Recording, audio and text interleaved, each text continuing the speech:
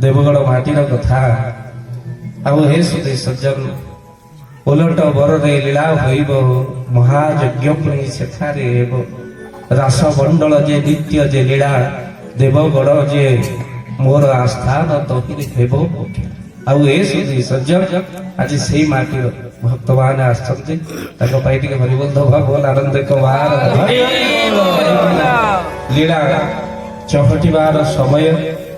बोध हुए 2 वर्ष पूर्व एक कथा कही शुणिली से महायज्ञर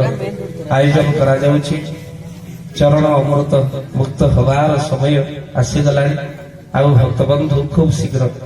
आपण मान से यज्ञ सामिल हूँ भाई बहन कहे निश्चिंत से यज्ञ तारीख आ प्रभु दरबार भितर कहीं कथा आपण मान कहूँ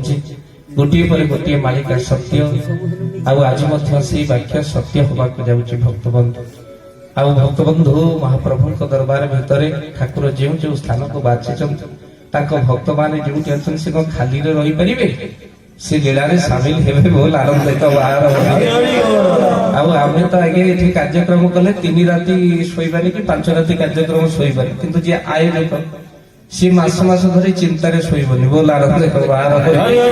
केमी आगे कार्यटा सफल हो ताको तो ठाकुर बिल्कुल शुआई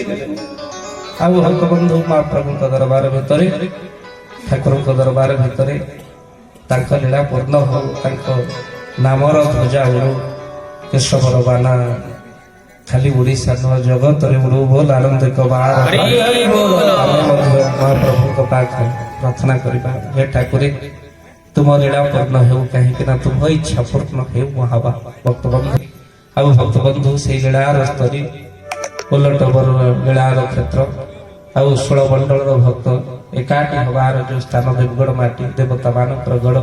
आउ भक्त बंधु से स्थान सर्वोपरि